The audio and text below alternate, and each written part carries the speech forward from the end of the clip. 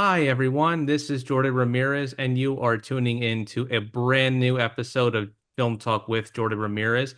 And with me today, we have two special guests on the podcast. And our first is Ian Webb. It's good to have you on, Ian. Yeah, thanks for having me. I really appreciate it. Oh, thank you. And with him today is Sloan. How are you doing, Sloan? Oh, it's another beautiful day. Thank you. So, before we talk about the movie on this podcast, Ian, we'll start with you. Tell us who you are and, just introduce yourself.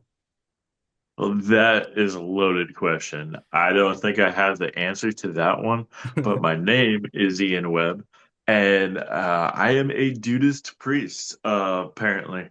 According to the fan base of the movie The Big Lebowski, which is just a huge cult hit, apparently you could join as their religion, Hmm. so to speak, or philosophy, to be a Buddhist priest by the hard work of putting in your email address into a website, and then you're ordained just like that. And this guy Sloan over here, he asked me to officiate his wedding a few weeks ago, and Hmm. so I did that, and that was great. But Oh, no, yeah, no, go ahead. oh yeah, but I mean, we don't need to talk about that. That's nothing. Nobody cares. But the Okay. movie that brings us here, that's the Big Lebowski, and it's a great movie. It's one that really stays with you. It's got amazing writing and directing by the Coen brothers. It's just all around great, very quotable, and I love this movie. I've seen it 100 times. That's awesome. So, Sloan, same question. When did you first see this movie, and why do you love it? So I guess the first time I saw it, I was probably about 10 years old. My brother was really into a lot of different cult classics, and especially with the Coen brothers. One of my top favorites is Miller's Crossing when it comes down to it, but Mm. just a lot of the movies that they've made are just always so iconic, especially reprising Steve Buscemi and a handful of other characters through a lot of their items, and John Turturro, and but yeah, I was raised watching a lot of these cult classics nowadays, cult classics, Mm. and it just dawned on me that it's been out for about almost 28 years now, and it's just like, where's all the time gone? Yeah. Yeah, nearing 30 years right now. Nearing 30 years. Oof. Yeah, how time flies. So Ian, we'll start with you first.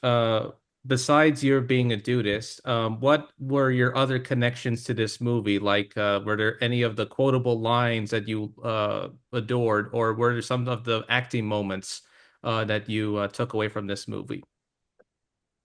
Well, watching it multiple times, I really related to the dude.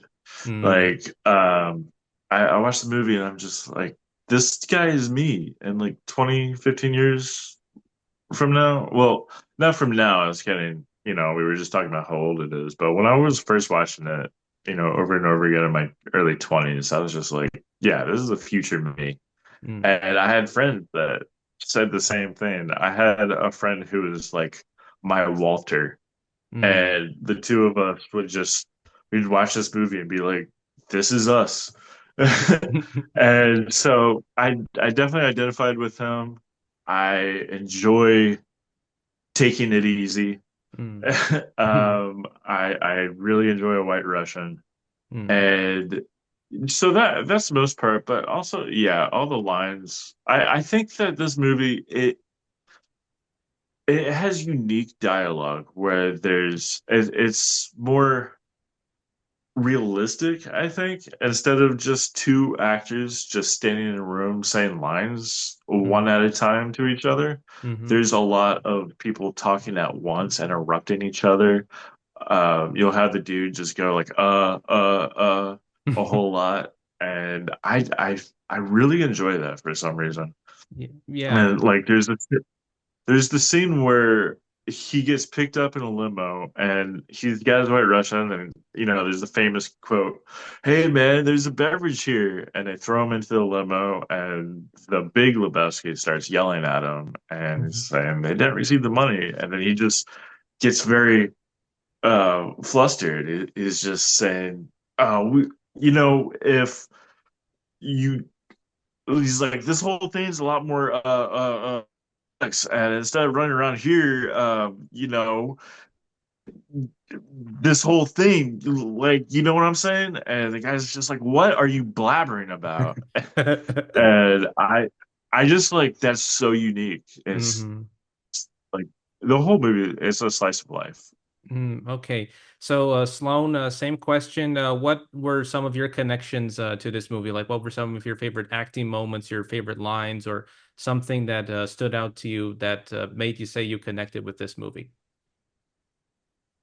Well, going back to some of the things that Ian was just saying with a lot of the quotations. So he did the officiating for my wedding a few weekends back, and he was the dudist priest, and we even had the a rug that really tied the wedding together. And but there was one moment where he was just like, if anybody has any objections for this couple getting together, that's like your opinion, man. And so, yeah, he was able to incorporate a lot of fun, quirky quotations into it. Mm. But the concept of how, as Oh, Ian was and saying, how I see the air, rug, right? That he's showing us. It's awesome. yeah, Yeah. Yeah. So, yeah, this is the one. This is Sloan bought it Oh, he got it for the wedding, and then he gifted it to me for doing this for him. yeah, oh, And yeah, it is pretty cool. it's yeah. actually got like pictures of Lebowski and bowling balls and pins, and you Hmm. can kind of make out a few of those. It's not the cleanest image. I think somebody did like a AI representation and Yeah. monopolized Yeah. real quickly on it. Uh, Yeah. Where did you find this rug? It was Amazon. Uh, Yeah. The faces are like really blurry, but it's really neat, and it tied the altar together, and it ties this podcast room together. So Yeah. yeah. yeah. Yeah, that's And awesome. by the way, the does anybody object part where I say that that's just your opinion? That was Anna's idea. She came up with that one. Mm. Mhm. That's interesting. Um, Anna is now my new commander in chief. oh, awesome. Congratulations. It's wonderful. I know that you've talked a little bit about some of their other movies that they had made together. Do you think that since the Coen brothers are maybe not as working together as they were back maybe in the 80s and 90s and maybe the early 2000s, do you think they would have been better if they made more movies together, or now that they're on their solo ways, it's a little bit different and it's almost like they're not connecting with that same style that they used to make in their early days?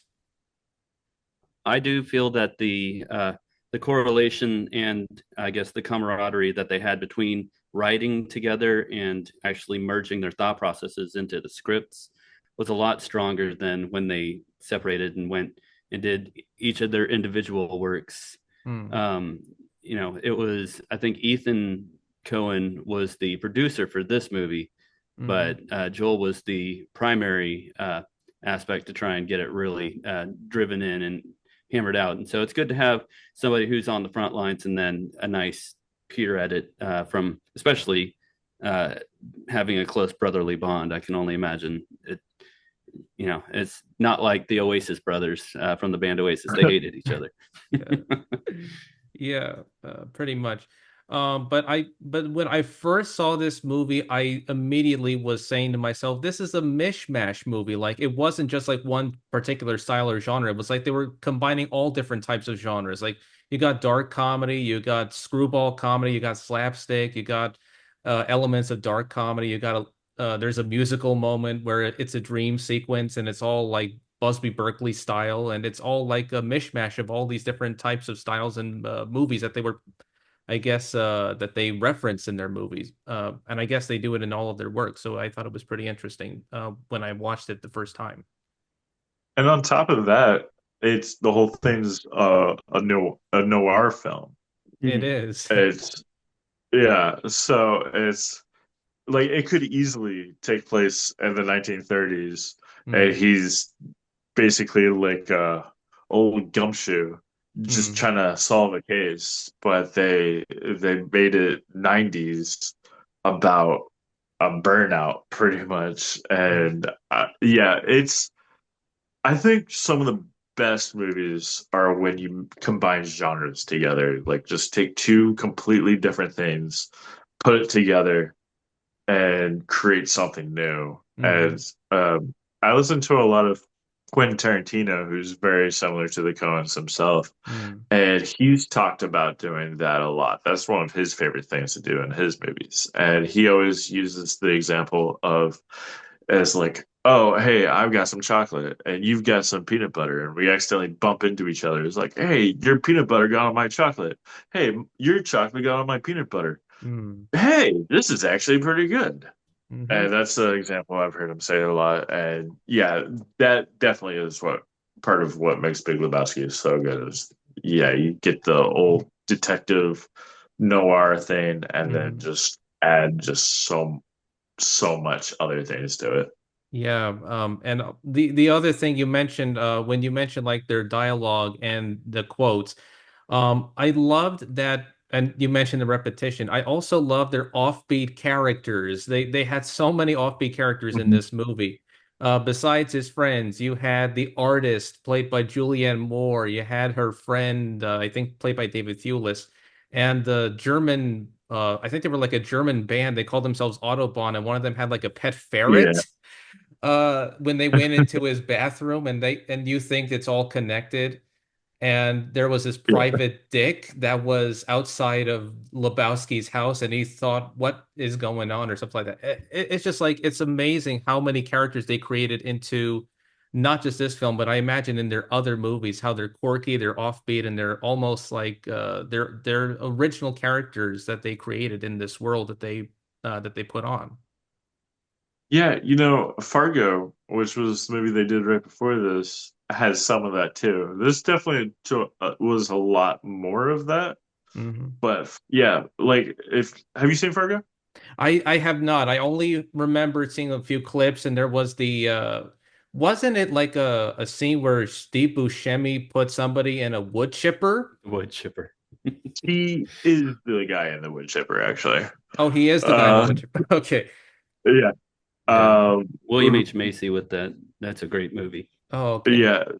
There's so that's definitely more of a coherent film with a plot, Mm-hmm. like this movie. Mm, But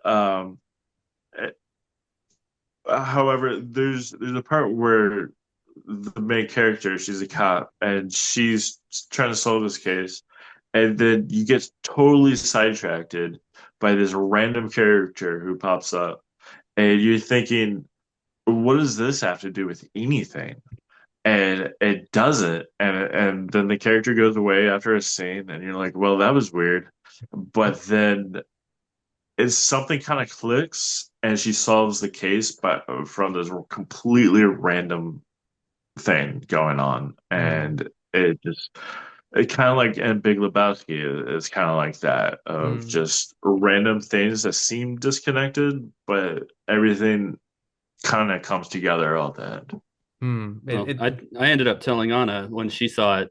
So I made sure that before Ian came to stay with us for a little bit, he wanted to hang out with us to meet Anna before officiating for the wedding to make sure mm. that she was cool. Yeah. And I told him that she had never seen The Big Lebowski, so he was totally ready to just like jump ship right there. And he's just like, "Nope, I'm not coming out. She's not cool." Yeah. And so, but once we finally watched the movie, and she loved it. She loved it completely. But I told her, it's just like, this is the kind of movie where everything happens, but nothing happens at the exact same time. Mm, Yeah, it's like the entire plot, It's convoluted. it It's just mhm, great. like it doesn't like everything happens with or without the dude being there. Like he Mm-hmm. has nothing to do with the plot, the story, nothing. He just exists. He just wants his rug, and that's Mm-hmm. it. Yeah. And somehow everybody keeps roping him. But like if he's not in it, Mm-hmm. the like everything still happens. Like the what bunny, she leaves town. Then there's the fake kidnapping with the ransom, Mm-hmm. and The then she comes nihilists. back, Yeah. and then everything's fine. Mm-hmm. And like he did absolutely nothing to like for anybody, but Mm-hmm. it just like all of them do everything to him, Yeah. and yeah, he just exists, and the whole movie just revolves around him, and I like that a lot. Yeah. Yeah. Yeah. And now a message from Jordan Ramirez for Film Talk with Jordan Ramirez.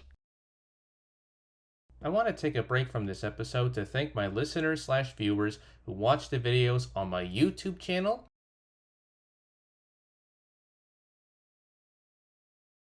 and listen to each new episode on Spotify. While this show is a labor of love and passion that isn't about the movies that I like, this is also a show that is about the films that you like. Have a film that you want to recommend to the podcast? Make sure to recommend it in the comments section on YouTube and on Spotify, and you will receive a shout out in a future episode. Want to be a guest on the podcast? Click on the sign up form link in the episode description for further details. If you like this episode or my previous episodes, make sure to like, share, and subscribe for more interviews in the near future. The goal for this channel is to reach up to 100 subscribers both on YouTube and on Spotify. It's just that easy. And now, back to our regularly scheduled episode. Did how did she feel about how did Anna feel about the scene where he discovers the adult film director played in the film by Ben Gazzara, who did this film called Log Jamming, which is in the movie. Uh, I don't know. What did she take on that? Well, I think that she was successfully able to make it to the end of the movie, but she had so many questions in the end, in all honesty. Uh, But what was his name in the movie? It's Jackie uh, Treehorn. Jackie Tree, Treehorn. Yeah, yeah. yeah, The, and the part where you think that he's getting ready to divulge some sort of secret information about the money or something along those lines, and he gets the phone call and he writes something on the notepad and walks away, and the dude just like secretly tries to sketch it out, Yeah. yeah, and it's just like a chick with a dick. It's yeah, just like It's yeah, just Anna was not expecting the just random comedic just yeah. explosions out of And nowhere. yeah. why would he do that? He's just, yeah, you get the phone call and he's like, oh, I need to make a note, and just takes the paper away because it's secret, and it's just nothing.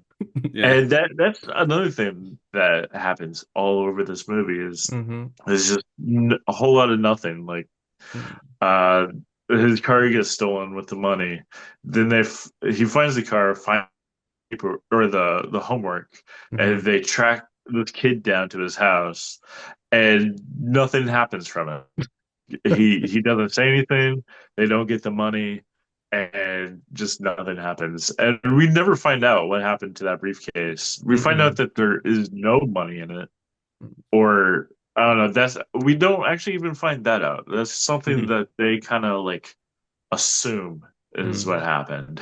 I think Yeah, those moments are And more to showcase Walter's emotional explosions, yeah. yeah, to just really oh yeah, for sure. really screw Yeah, the moment over. he's very unpredictable. Mm-hmm. And and that's another thing right there too. Is Walter is the whole movie keeps having just loose ideas based on almost nothing and just running with it. Mm-hmm. Like, oh, she kidnapped herself. We should keep the money, and he has this whole plan I can get you a that tow by 3 o'clock with even with yeah, paint on it. and it's like And the whole time he's like, "Am I wrong?" And I was like, "Yes, you are wrong. He's wrong about everything in this entire movie." He picks up the Big Lebowski and just drops him because he thinks he can walk and he doesn't. And and yeah, the whole time he's just running with everything, and it's just so wrong. Yeah, absolutely. I mean, I thought John Goodman was good in the movie. I mean, the moments where it just the moments where it's like, as you said, it leads up to something and then it ends up leading nowhere. It's like those are some of the best moments. And then there were the moments with, I know he's not used a lot in the movie. Steve Buscemi's character, I think his name is Donnie in the movie. Donnie. Yeah. Yeah. Um, I thought they could have used more of him, but I guess he was only in maybe a few scenes. But I thought he could have said something, but he always gets interrupted by either by Walter or by somebody else or something. It's just like I don't know. It's really interesting. If I had no, Since we're talking about Donnie, yeah. there's a huge fan theory that people have. So his character that was in Billy Madison, Mm-hmm. when Billy Madison ends up apologizing to him, he's got this Steve Buscemi's character's got a whole list of names, and he ends up crossing off Billy Madison's name off of that list. And a Mm-hmm. lot of people think that how he was picked on, he ends up becoming uh, oh, what is his name? Not Grayson, not Gaylord Green, but from Con Air, his character from that one, Hmm. and he's a well-known serial killer. And at the end of Con Air, uh, when you think that everybody's dead, he's actually out in Vegas, and he's rolling at the craps table. And so the fan theory is that he ends up leaving Vegas, goes and meets and becomes friends with the dude and Walter, and starts bowling Hmm. uh, with them in Los Angeles. Because whenever you see Donnie, he's not wearing a shirt that he ever has. They think that he's still being a serial killer and murdering other people and wearing their shirts because he's wearing a different person's name every single time. Hmm. Is he? So, Oh yeah, wow. he's always wearing a different shirt. I haven't heard that. I heard a theory that he's actually Donnie is actually dead the whole movie, not and but he's actually a ghost of an old Vietnam War buddy that just hangs out with Walter, and so he like used to fight in Vietnam with Walter, and then he got killed, and his ghost is just following him around. And so if you notice, the dude never Donnie. He's like Donnie's in there, and like he's talking to him, and he never once says anything to him or acknowledges him or anything, except for one part where he's like, "Phone's ringing, dude," and he's like, "Thanks, Donnie," but that's it. Hmm. Um, but I really appreciate his his like not really being in it. I think actually that's perfect Hmm. because what he is in it, he does perfectly. Like it's so amazing that he's a whole conversation behind. Like in the beginning, they're talking about the rug, how the guy peed on it, and he Hmm. walks up and he's like, "Who peed on your rug?" And it's like, we already discussed that whole thing. Keep up. And then like later on, it's like I can find this Lebowski guy. He's like, his name's Lebowski? That's your name, dude. And he's just a whole conversation behind. Hmm. And he's never really paying attention to anything. And it's like later on they're talking about finding the kid with the homework, and they're saying, "Oh, he lives in this one neighborhood by the In-N-Out Burger," and Donnie just says, "Oh, those are good burgers, Walter." And he just like all he cares about is the In-N-Out Burger. Like he never knows what's going on. He's just so behind. Hmm. And then he gets told to shut up many times, and then he dies at the end, and it's just I think it's hilarious. Hmm. It is. The the uh the other thing I wanted to mention, I know that the bunny character, I know she's prominently figured in the plot of the movie. I did not realize that was Tanya Harding before she did those Sharknado movies. on the Sci-Fi Network. I did not know that was her when she did that. Tara Reid. Oh, Tara Reid, Tara Reid. I got Yeah. mixed up. Yeah, I got Tanya Harding's name mixed up with Tara Reid. I always get I always remember the face, but I I'm was bad almost with thinking of another names. movie. Yeah.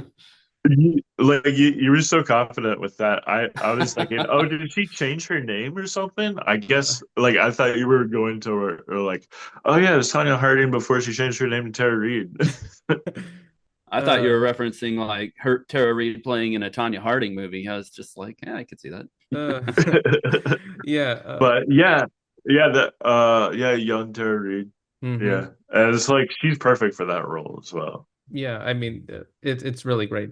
But it's a good movie though. So besides the ones we have mentioned, so what are your thoughts on the legacy of the movie, like when the film was becoming a cult classic? I think when it was first released, I guess it was not a big hit, and critics, I guess, were mixed when Mhm. it came out.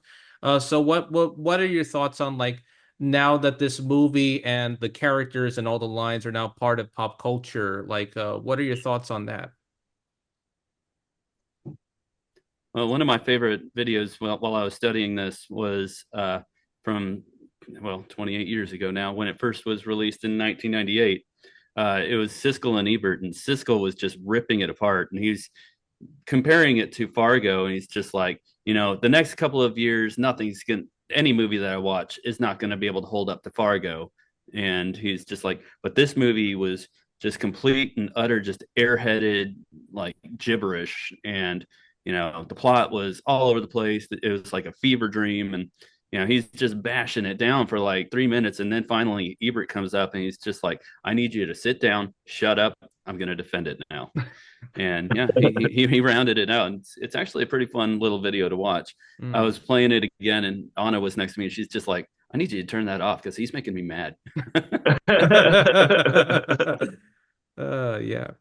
Yeah, it's funny. It's got a cult following, which Hmm. definitely grew over the years. Other similar movies like The Thing has that, and definitely The Room. Um, but this one's unique in the fact that there's this whole following of dudists who, like me, got ordained and officiate weddings, which is just wild.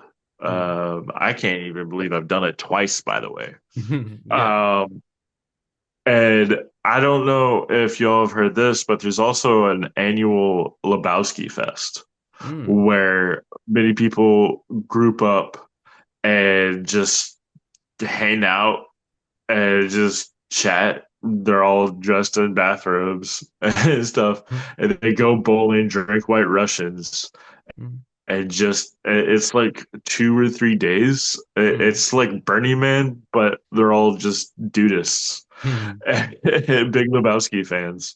Mm. And Jeff Bridges has gone and played with his band, The Abiders. Mm. And that's something I've always wanted to do. I haven't had a chance yet, but as a slacker, it has not happened yet for Okay. me. Yeah. Okay, so we're almost out of time, but I'll quickly bring this up. So there is a book that Jeff Bridges co-wrote with Bernie Glassman called The Dude and the Zen Master, published in 2014. You can get it on Amazon.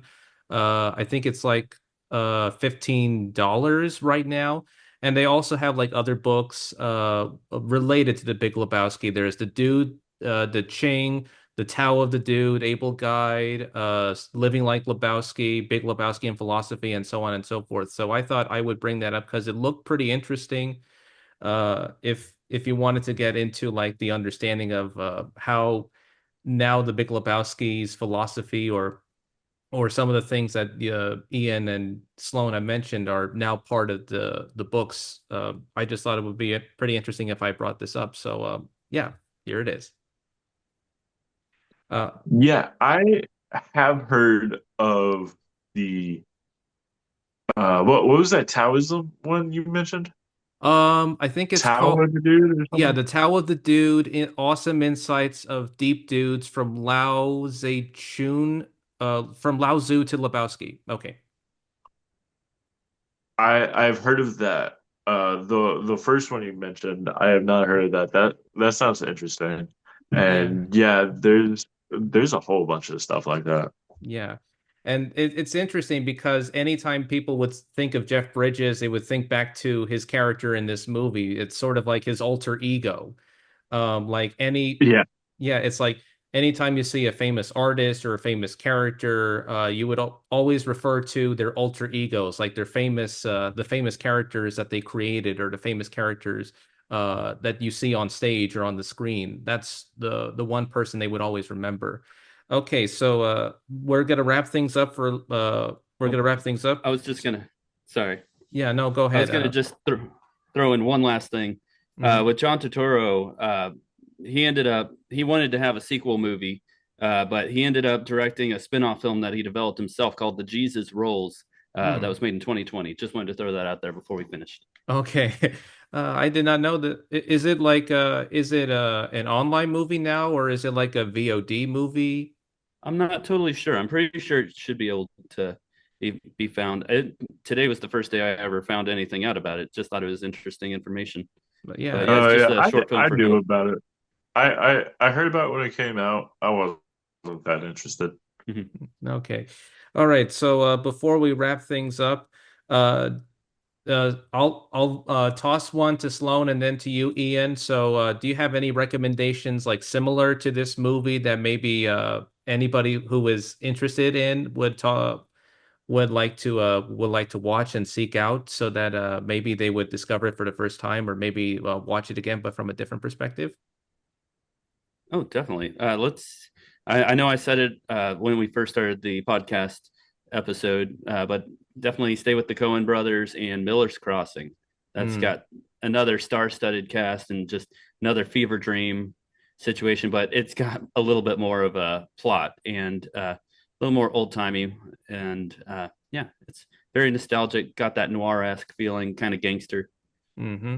So it's great. Oh, okay. And now over to you, Ian. Any recommendations similar to this, or maybe anybody seeking out something that's similar to this movie? Yeah, I do agree with what Sloan said. Yeah, Miller's Crossing is fantastic.